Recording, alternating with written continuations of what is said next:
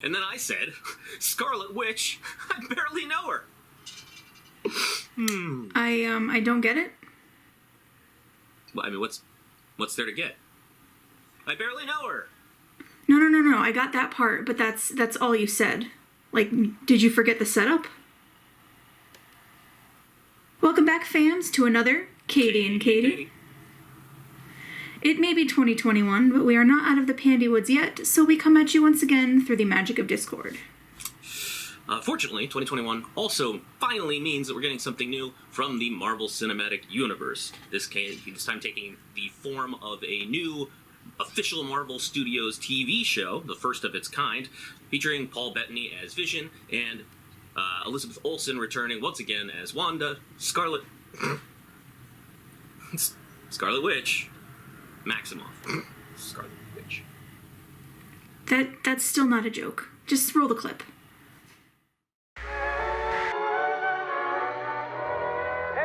It's the 1950s, and Wanda Maximoff is married to a totally human man, Vision, decades before either of them were born, and one of them died. Maybe? I seriously have no idea what's going on. Obviously, it has something to do with Wanda's freaky reality powers. Wait, was that Kitty from that 70s show? Which 70s show? Shut up. Wait, it actually is the 70s now? And those are definitely modern vehicles. And a beekeeper? I could not be more confused, but I am loving it. So, Katie, and I should probably preface this by telling you all that for the entirety of its run, she and I have had literally zero chance to discuss it. Katie, what did you think of WandaVision? I absolutely flipping loved it. Like, from the second it started through all of the subsequent episodes, I don't think there was, like, a moment where I was not having, like, the best time ever. How about you, James? How did you enjoy the super fun WandaVision? I mean, honestly, I am just so excited that the MCU is, finally showing signs of life again. It's been over a year and a half since Far From Home, and I'd be lying if I said I didn't miss it. And to be honest, I'm kind of psyched that we came back with not just a TV show. After her arc in Endgame, I'm finding it a little bit difficult to get too excited about the Black Widow movie. But what ended up being such a bizarre and genuinely unique project. I mean, after 12 years, it's nice to know that the old MCU dog still has some tricks up its dog sleeve. And I know too, like I know in the past, and it may have been more obvious to you than through the reviews we've done, but I've been like sort of falling off the MCU train. This totally, like, I'm super back on it. I'm very excited, especially for like the shows more so I think than the movies right now, since that's what we have more of coming. I think part of it obviously is also just that they did Endgame, and that's sort of a logical, just kind of, it's a bookend. There are going to be people who are like, I've had enough of this. It was great while it lasted, but I don't need more. But I can't wait to see what more they can come up with. So perhaps more so than ever, we owe you guys a spoiler warning, because we're not just going to spoil an entire movie. We're going to probably spoil an entire season of television. So super spoilers. It's also probably fair to expect that all prior MCU projects are potentially on the table. And we may even make a prediction or two about upcoming movies and shows, so yeah, proceed at your own risk. I'm going to kick things off by talking a little bit about Falcon and the Winter Soldier, because I don't know if you recall this, but originally Falcon and the Winter Soldier was supposed to come out back in like last August, which would have made it the first of these shows, and then COVID happened, and things got reshuffled, and we got WandaVision first for whatever reason. So it's kind of weird that they're coming out so relatively close to each other too. So I mean, not that I'm complaining. I'm not mad about it. I don't think there's been any sort of official statement as to why they got reshuffled like that. My theory is that maybe there are elements of it that sort of dovetail with the Black Widow movie. I mean, they're both more action and like military kind of situations. Maybe not even just like a minor plot element or something, or a MacGuffin. But then again, it's still coming out before that movie, so because it would have come out after it if it came out when it originally was scheduled to come out. But talk about confusing timelines. Right? Yeah, that's just my theory. But on the bright side, it means that you guys won't have to wait too long before you can see our beautiful shining faces again when we sit down to talk about The Falcon and the Winter Soldier. Tefatwis, for short.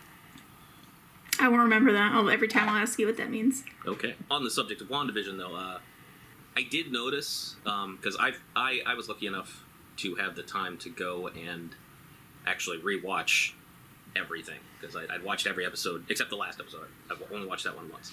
But I've rewatched all the other episodes at least once. And I did notice when I was rewatching the very first episode, you remember how, they have something, they have a calendar, it's got a heart on it. I did a little research. The dates in August correspond to the dates and the days of the week that they would be on in 2023, which is, as we know, after the 5-year gap in Endgame, when this should theoretically be taking place. But I mean, in the interest of the timeline, it also should be noted that based on some things that are said in terms of when Wanda goes to visit Sword headquarters and just a couple of other minor throwaway lines and things like that, it seems to suggest that this is all happening within about, no more than a month after Wanda got blipped. Which suggests to me that I don't know exactly when Far From Home was supposed to take place relative to the blip. Obviously after, but, they're back in school. So if this is happening in August, did Far From Home take place after this? Well, and then, because I was looking at the 23rd, too, because I had a note, and I was like, why is that important? And then when they revealed it was the boss's name, and it was Dinner with the Hearts, I was like, oh, that's lame. But apparently, and I didn't count them, but because I was just, looking to see if they were, what other theories people had, but there are, apparently, the 23 other, main Marvel movies. So the 23rd, they were saying, might be, kind of a nod to that as well, but I like the fact that the dates actually line up better. Yeah. A recurring element in the show is basically, especially early on, whenever something happens that sort of threatens this silly fantasy land that Wanda's constructed for herself, she just kind of shakes her head and twitches her nose, and everything goes back, resets by a few seconds, and then plays out differently. It's very obvious the first couple of times it happens, but then there's one moment, I think it's in a third episode, where it literally just cuts back. Yes, I know what you mean. But it's more than that, isn't it? This room, this is hard. Dinner. Outside with Herb. I think something's wrong here, Wanda.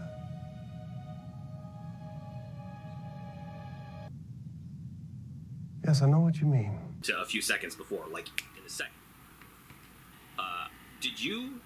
Did you double check to see if your Disney Plus had glitched out? Because I had to go back twice just to make sure that something wasn't good. Because on a streaming service, it's a perfectly common thing to happen. Yeah, it was Vision was saying something, right? And then it did a thing. That's the one you're talking about, because I did remember. Cut back to the line he'd said before that. I didn't mess with the time or anything or check, but I was I for sure noticed it. It was. I did think that it was having an issue. Yeah. Just another way, I guess, to engage viewers. I mean, technically, made it a little interactive. It's a fun video game. Well, it was one of those things too, where as it was sort of revealed through each episode that she was changing the things that were upsetting her or she didn't like. My initial theory of what was going on was if someone was trying to get something from her or whatever, and this was her protection to keep them from getting whatever information they wanted. And I mean, not necessarily close to what it turned out being, but I appreciate those little things too. And then as it kept evolving and everything, and even Vision sort of started to think something was wrong, it just goes to show too how incredibly powerful she is. Yeah, and watching Vision slowly figure it out, for me, was probably one of the more interesting aspects of the show, because I'm not trying to self-aggrandize here, but what ultimately turned out to be the plot was sort of what I suspected going in. Doesn't seem to be what most people suspected. Most people assumed that maybe Mephisto was involved, stuff like that, which perfectly valid theories. I suspected that she was just so broken as a person that she just retreated into her head, and because she's the Scarlet Witch, what's in her head became real, and she was just, I was going to say processing her grief, but the exact opposite of that. She was in deep denial and just didn't want to deal with it, so she just She made her own world, very much like she did in House of M, which a lot of this is kind of modeled off of. I think when it got to the beekeeper and she said no and fully rewound it, I was like, okay, this is like totally just her. Yeah. So obviously one of the things in this show, and it didn't like, you know, go throughout all the episodes, were the commercials that kept happening. Yes. There were 3 or were there 4? I think it was 3. There were 6. There were 6 on all of them? There's 6 commercials. So the first 6 episodes. How? Because the first one was Toaster, which was forget the past. This is the toaster of the future, and it had the repulsor noise, like the Stark Industries thing. There was the one for the Hydra watch. There was one about taking a vacation. The third one was Bubble Bath, the name of which I don't recall. But it was about getting away without leaving the house. And then there was Lagos brand paper towels for when you have a mess that isn't your fault, but you have to clean up or whatever. So like, because and after the final episode with the whole, like, you know, walking through the memory lane sort of thing, yeah. All those commercials were literally just the things she was repressing. Like, it was all the stuff that she went to go review. Like, it's so good. Yeah, it's just so good. Well, I'm not sure I know what the hell's up with Yo Magic, the kid on the island, which got real dark real fast. Oh, it did. It played out not the way I was expecting. And then, of course, the next one was for antidepressants, which that was just like, in case you haven't gotten it yet. I'm glad you brought up the commercials, because if I'm being honest, I feel a little bad because a lot of people were looking at them and like assigning them this great value and had all these theories, like they somehow related to the 6 Infinity Stones, and there was Infinity Stone, maybe from another dimension, that was involved in creating this place and all that stuff, and people came up with all these great, really well thought out theories, and then at the end, it really just turned out to kind of be just a very personal story about these 2 characters, which I personally, in retrospect, I think that's just fine. It was great. But I do feel a little bad for the people that had like put all this time and thought into it. I hope it doesn't affect their ability to look back on the show and still enjoy it. There's still plenty of theories you can formulate. Just Well, and for me at least too, I think that's part of the fun. Or, you know, before I had my little disconnect with the MCU, but that was part of my fun, was like the speculation between movies to like try to figure out, you know, what was going towards something else, or like indicating, you know, things exactly. that would come and everything. And that's something that's really only, I mean, I won't say that the MCU invented it or that they're the only people that do it, but they're certainly the best at it. Pretty damn good at it. And I think that's part of what we as a society, and on a more personal level, you and I have probably missed just about being away from it for so long. Definitely didn't help with the whole bookend. It's like, where do we go from here? Difficulty getting excited thing. As per usual, to save time, we are not directly addressing casting. I do want to point out Randall Park. Really, anytime you can have Randall Park in something or put him on screen in front of me, I will say yes to that. He's just such a delightful, charming, entertaining guy. He's a returning character. He was Jimmy Woo in frickin' Ant-Man and the Wasp, and while I know that he was in that movie, and I remember him being in that movie, I could not tell you a single thing that he did in it. I could. But the more, like I said, just give me more. That's all I really need. He's got sort of a young Asian Tom Hanks vibe for me. Well, and let's not forget the fact that he is also Jim. His introduction being back in, as you mentioned, in Ant-Man and the Wasp, the close-up magic stuff that Scott did, he was like, how'd you do that? And like, there was the whole website thing, and I think at one point in the movie he was like on the website for it, and then the first thing he does here is like magics up his card for Monica. It's so very good. It made me so happy. Also, in that episode where Randall Park first shows up, we get, I know technically we saw a little bit of it in like separate footage, like it was footage within the movie of people returning from the blip in Far From Home. This was the first we really got to see like how it happened, and for years, you know, people have been like, oh, well, what happened to people that, like, you know, they got snapped out when they were, you know, driving a car or whatever. And Feige gave us, oh, well, you know, Smart Hulk is smart. So he thought of that and wished for them all to return safely. But clearly, even if he thought of that, there's cracks in that logic, because even right here, we saw Monica, like, run straight into a guy right as he appeared, knock him on his ass. Sure, didn't kill him, but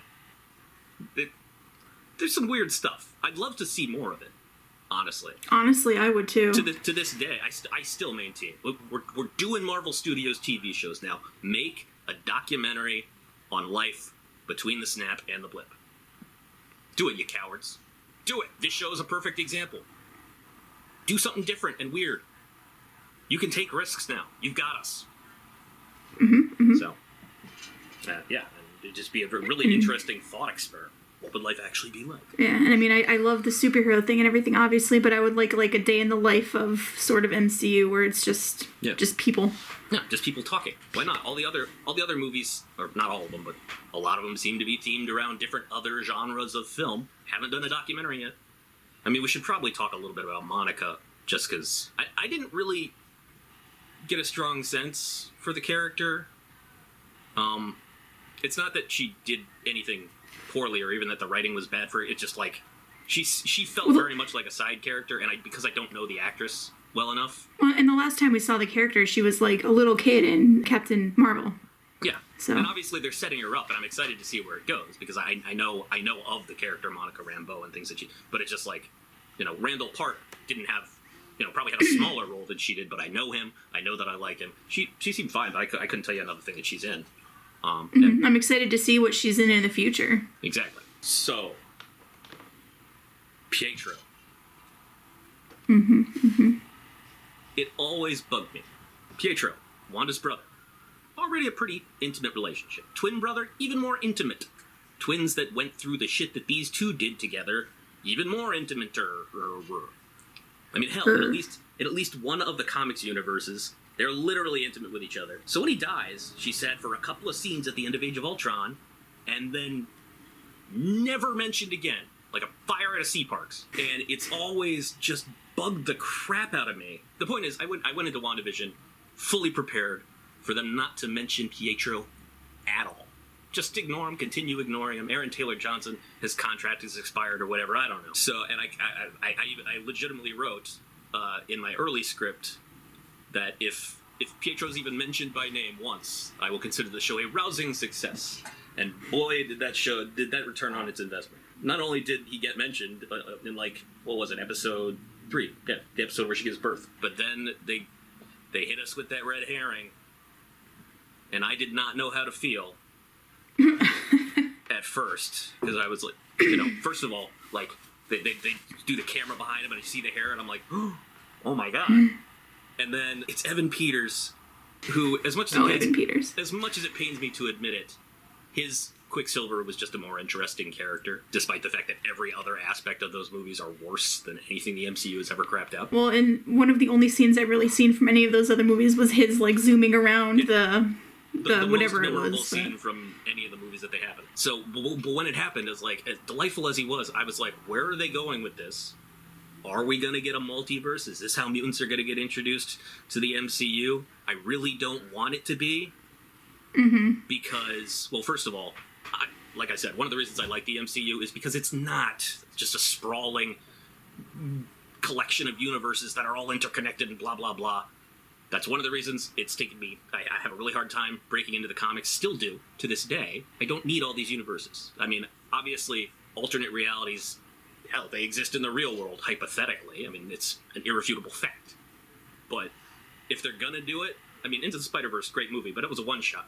If they're going to do it, it should be something that's really hard to do. Obviously, we're getting, Doctor Strange and the Multiverse of Madness. There's going to be some of that stuff in the future. Fine. But use it sparingly, and just as importantly, keep that shitty-ass, crappy X-Men universe away from my MCU. Keep it away. Except for Deadpool. Well, that's the only one that really makes sense. And obviously, there were other highlights, Patrick Stewart, Ian McKellen, even Hugh Jackman, even though most people didn't seem to know how to write for him, was a great Wolverine. But they've had their time. Deadpool's the only one that makes sense because he's already basically a meta being. But yeah, it just...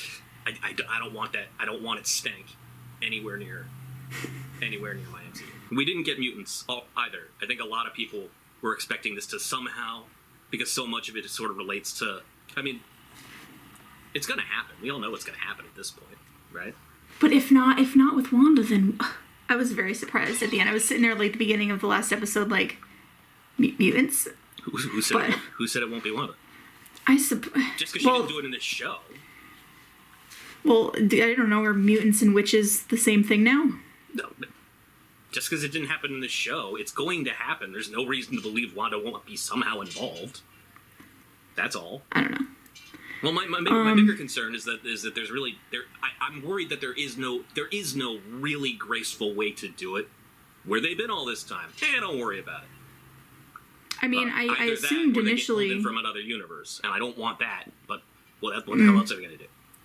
Well, I assume Deadpool will somehow have something to do with it. That actually would be pretty incredible. They're still struggling to figure out how to handle Deadpool as an IP over at Disney. So maybe we should write them. There were some very very very small seeds sown here, like in the episode where she's actually processing her grief and going back and visiting these things with Agnes. It's revealed that she had her powers before the Mind Stone thing, or at least heavily implied, even if she didn't know it and they were weak and undeveloped. So I fully expect that when it happens, we will find out that Wanda has been a mutant all this time. Yeah, just little things like that. But yeah, nothing is concrete, and I know some people are disappointed. In the end, well, I think the show didn't need it. Yeah, well, and again, they pretty strongly went like the witch route, which would unless she happens to also be a mutant, that's revealed in the future. I don't see why they would mix both. Yeah, I mean, since we're talking about it, I might as well bring up Kathryn Hahn. I'm not sure I realized just how much I enjoy her until I watched this. I've never seen something that she's like a main character in, but she pops up in a lot of stuff, one-offs and things like that. She was a recurring character on Parks and Recreation. Hell, she was. She ran Scott Lang's run for city council against Leslie Knope. She just brings this manic energy. She's just a very, very funny woman. I'm not sure I've ever seen her in anything that I would consider truly dramatic. I actually just watched, in my mini obsession that I have currently with found footage movies, she was actually in one of them, and it was a very dramatic role. And of course I first saw her and I was like, oh, Agnes, because it was after WandaVision had started that I saw it. But I mean, not bad at all for dramatic acting. I don't think I've seen her in anything else either, though. But yeah, no, I mean, I was looking into it. She does have a couple of shows that she seems to be like part of the main cast. One of them was Happy-ish. Oh, okay. And another is I Love Dick.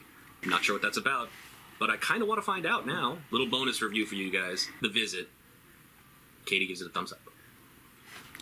I would actually recommend it. I guess my next real note is just on Vision. They were in the process of rebuilding a digital version of the Vision in Infinity War, and it seemed like they got most of the way through it. So in theory, there's yet another Vision out there, if only in digital form. Though that may have been what they used to make Cataract in the first place, and then blocked out the relevant memories. Is that what he's called, Cataract? Well, they say it was Project Cataract, which...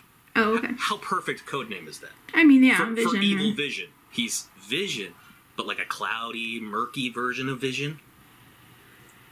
Perfect. I'm not gonna lie, I was kind of hoping that when Cataract spoke, that he would have James Spader's voice. Just would have been... Well, it wouldn't even necessarily have made sense, but it would have been a funny little touch. With Vision's memories gone, that's all that's left. Exactly, it's Ultra. But another just fun little call out. We got to see Darcy again, returning from the Thor films. We got to see her actually doing some science stuff. I was so happy. I love Darcy. Yeah, I mean, she's entertaining. She doesn't always work for me. Here, I actually kind of like. I think I liked her because we got to see her actually like being a professional scientist, doing the science, in addition to being kind of silly. One of my favorite moments for her is when she, and maybe this is just like this is female empowerment speech, and obviously she has no way of confirming this, but she says something. I think she's catching Vision up on who he was before all this. I think that's the scene that she said. But she says something about how Wanda could have destroyed Thanos herself if she hadn't gotten, rained on from whatever, rain fire. rain fire. It's kind of cool for someone in the MCU to have acknowledged that. I mean, at this point, we all know that, and anyone who knows it from the comics knows that Wanda is hypothetically one of the most powerful characters in the entire universe. But it's kind of cool. It's just kind of cool for someone to call like it out. actually say it. Yeah. Something else that I really have to address, because I watched all of Agents of S.H.I.E.L.D. I was with it right until the end of its final season, season 7, just last year. It definitely, degraded in terms of writing quality over the years, and its connection to the movies.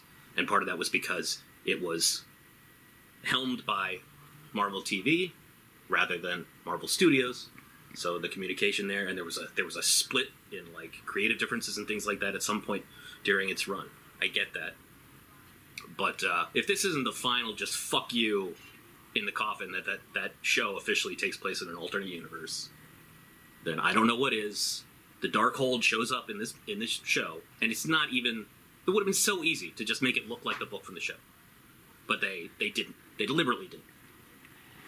Is the Darkhold in Agents of S.H.I.E.L.D.? Yes, that's the best season they have is the Ghost Rider LMD Agents of Hydra thing. I remember the Agents of Hydra bit because that was amazing, but I don't remember the Darkhold. The Darkhold is what kicks off the whole season.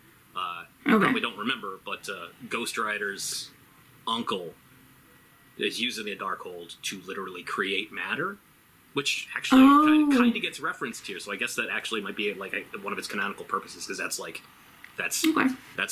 how Agnes defined chaos magic, was like a being capable of spontaneous creation.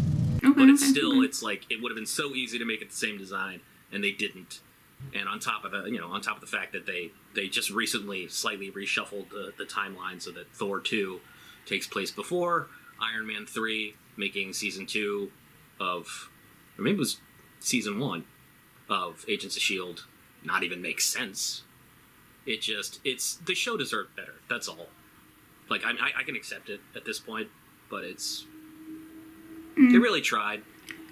I missed chunks of it, but I really did like that show. Yeah, when it I was saw a decent show, and of course, and like it's on top of that, it's it's the Netflix shows and the hell, even Agent Carter, I don't know where it stands at this point. The only reason I suspect that one's still canonical is because Kevin Feige was actually a producer on that one. But I guess on the bright side, it also means that we don't have the Inhumans show anymore. I'd appreciate it if they owned their mistakes, but it's not going to happen. Why, when you can just pretend it doesn't exist? Well, yeah, and at this point, fine, whatever, Going forward, TV shows will officially be part of it, but it's... Yeah, a lot of the... I feel like a lot of them deserved better, because a lot of them were very good. Had to bring it up. I agree. Now, I think for me... the most impactful, and obviously it was supposed to be. I imagine it was a very impactful scene for a lot of people watching. But I think that the goodbye scene between Wanda and whatever version of Vision this was at this point, right at the very end. She said what he was. Well, I'm not trying to be flip. It's just faster than reciting all of her lovely words, and certainly easier than summoning Lizzie Olsen's pathos. But that scene, I'm not sure that there has yet been anything quite like it in the Marvel Cinematic Universe. I mean, especially now that Fitzsimmons is off the table. Just two people deeply in love saying goodbye to each other. And I think the tone would have made sense for old Clint and Natasha, minus the kissing, obviously, back in Endgame. But in retrospect, the beauty, a lot of the beauty of that moment was kind of undercut by just how cavalierly? Is it an adverb? It is now. It was almost played for laughs. They were both so gung-ho to just, like, sacrifice themselves that the fact that it might not even have been for the greater good and might just have been, to not have to lose the other person, it's kind of lost. And as adults, we can sort of rationalize that away. We know what we all have people in our lives that are kind of like that, and we can project that onto the scene, knowing what we know about the characters. But it's just kind of handled. Like, go rewatch it. It's kind of a silly scene, despite how it ends. I don't know. The first time I watched it, I was just so stressed because I thought they were going to kill. And not that I wanted Natasha to die, but I thought they were going to get rid of Hawkeye. I mean, even Tony Stark's final moments with Pepper at the end of Endgame, like, he's already basically dead when they're talking. He's not fully present for that conversation. Here, it's two people fully aware of what's going on and who they are and how they feel about each other. And it was just a very deeply touching moment. Mm-hmm. Until I point out that, as a synthezoid, Wanda's basically dating a real doll possessed by Siri. That's rude. Yeah, why must I ruin everything? So I didn't, and it was a different conversation that they had where it was a flashback, or one of the, like, sequences where she was going back through, like, her memories to, like, come to grips with everything. At the Avengers compound, Vision was saying, what was it? What is grief if not love persevering? And that was the whole thing where when I saw it, like, it's very touching, and I like, very poignant moment and everything. Yeah. But for some reason, and because I didn't fully stay off Twitter, and again, I just sort of, like, forgot about it till I saw it again, but apparently people had issues with that. Like, there was a whole thing going around where people were like, oh god, it's so fake, blah, blah, like, and just gave it, like, a hard time, and I don't know why. Like, just, like, the cynical, like, thing where people were, I think a lot of it were people tweeting in replies to other people saying, oh yeah, geez, how dare the show, like, have genuine emotion and stuff like that. So I'm and I didn't look further into it, but, like, having watched the scene, I don't understand, like, what all that was coming from. Bonkers to me. I'm glad that it was very weird. Basically not been on Twitter for, like, 3 weeks. Yeah. Well, I mean, anytime you're not on Twitter is probably a better time, so. Yeah. Who is writing for fucking Vision? Because they're good. I mean, it's probably a team of people, but, like, that scene with other Vision when they're talking about the ship of Theseus, a great metaphor for exactly their situation. Mm-hmm. It was just like, and Paul Bettany delivers it with all the stoic emotion, if that makes any sense. It does. That one would expect of a very young robot. Well, and it's very interesting too, because it's essentially the second time he's done that, because that's what he tried to do anyway with Ultron when they were standing together, like, in the woods trying to, like, convince him, but like, it's so good. Yeah. Such a good character. I think the only things I have left are just those. We always talk about the mid-credit scene and post-credit scenes and movies. So the mid-credit scene, she was talking about Fury, right? I mean, that's either Fury or I can't remember his name. I don't know why. Or the other Skrull war captain guy. I mean, either way. Yeah, one of them, yeah. I assumed it was going to be, like, they'll take her up to whatever ship Fury was hanging out on at the end of Spider-Man. Yeah, exactly. So, okay. Mm-hmm. I just wanted to make sure that I wasn't missing something. No, that's what I thought, too. But there was a lot of talk, I'm pretty sure from official sources, going into the week, like, leading up to the last episode, about, like, some big cameo, like some other character that was going to make an appearance. Mm-hmm. But was the Skrull that? Was it supposed to be? Do we recognize that? Have we seen her before? That I hadn't heard. Yeah, no, people was it the Skrull who was impersonating Hill, or no? No, it wasn't, right? Because that was a different... It could have been. I don't know. Like I said, I barely remember. I mean, I literally just watched the finale this morning, too, and no one jumps out. So, I don't know if it was a red herring, or maybe I'm wrong, and there weren't any actual official sources, and people were just, like, assuming. I was expecting maybe Benedict Cumberbatch to pop in. There were even rumors that it might be frickin' Tom Holland, but why would it? I mean, rights issues alone, because Sony's a partial owner, so they probably would have. Why jump through that hoop? Mm-hmm. But the fact that it was nothing, I was just kind of like, okay. And then there was another scene all the way at the end of the credits, and I was like, oh, here it is. Okay. Doctor Strange is going to pop in and be like, hey, you're fucking with the universe. Cut to black. But that didn't happen. I don't know, that end scene was a little bit weird, too. What was going on there? What was supposed to be implied? Yeah, why was she so she's sitting on the porch, goes inside to like get her tea or whatever, and then like she's actually sitting in the back room all super witchy, like yeah, I mean why bother with like the deception or whatever, and like who's watching? Just bring the just float the tea in. Hell, just conjure the tea directly into your stomach. I mean like, is that supposed to be, because then her kids were yelling help again, so like does that imply that she's not fully in control, that like whatever the Scarlet Witch isn't her? Like I do think that's what they were going for, because I mean we know that she's supposed to appear in Doctor Strange. Well, then and Agnes too is saying, you don't know what you've unleashed, so like is it like a completely different entity? Well, and that's I mean, like, we haven't really seen her go this is the closest to her going full cuckoo pants, which she does pretty regularly in the comics, is my understanding, to the great detriment of many people.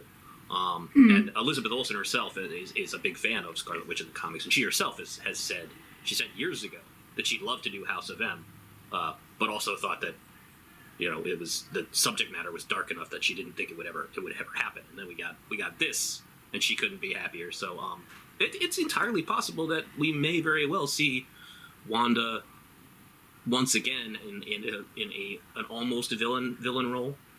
I mean, hell, let's face it. Even in this show, she was a relatable bad guy. It wasn't necessarily her fault, but she was basically enslaving people for the entire season. Yeah, well, I mean, and in Civil War too, she was, I mean, and arguably now she still cares how people think of her, but like less so. Like in Civil War, it very much bothered her when she was, kept in the house and trying to figure stuff out. And she had said at one point, I can't help what they think of me. And she said it again here, where it's, even if, they knew exactly what I was going through, they wouldn't change how they see me. So maybe she like finally embraces that, especially now with whatever influence the Scarlet Witch thing has. Well, yeah. Which let's face it, is especially when you are as potentially dangerous as she is a very dangerous way to look at the world. From a storytelling standpoint, I'm excited to see where they go with it. But I suspect that as in the comics, she will sort of vacillate during her tenure in the MCU between hero and anti-hero. Not really to any point specifically, but just like a moment that was very, very cool, having to do with like the witch thing, when they were fighting up in the clouds, her and Agnes, and she ended up like etching the runes or whatever into like the wall. Missing shots. Yeah, and I was like, well, she's right there. They appeared, and I was like, oh, yes, so good, so good. So yeah, no, that was a pretty cool moment. Not gonna lie. So good.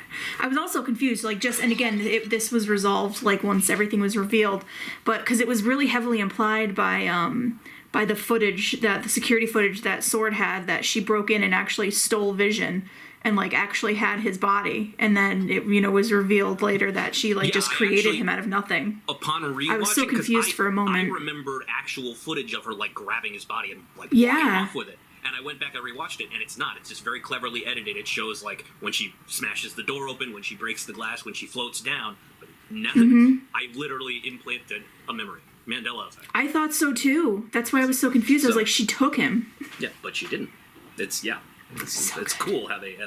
Or maybe they did, and then they edited it after... In the original episode, when it first came out, she did grab him. And then they sneakily went in the coming weeks. That's something that I feel like they would do. So, I mean, for this show... Yeah, I know, but it would be on point. In brand. Such a good show. If this is kicking off like the Marvel shows, I cannot wait to see where else it goes. Yeah, some of them are going to get real weird. I mean, like, I feel like Tefatless is going to be pretty straightforward action badassery. Which one? Entertaining, funny. Falcon and the Winter Soldier. Oh, okay, gotcha. Well, because then Loki's coming out in June, right? Exactly, and Loki's gonna be bizarre. I'm sure. I'm very excited. Quite this bizarre, but I know that there's gonna be reality hopping and stuff, so or time jumping, and then Hawkeye's probably gonna be more action, but also silly. And then we got She-Hulk and Miss Marvel and Moon Knight. I don't know. Are those confirmed shows or just confirmed characters? Confirmed shows. Oh, They've been okay, confirmed cool. for like the better part of the year. At Oh, least. we'll see. Again, unless it's Heck, Hawkeye, I haven't like. Kamala Khan and Jenny Walters, She-Hulk, have both been cast. So Oh, nice. So, hey James, yeah, would you recommend WandaVision? I think it's very clear that I would.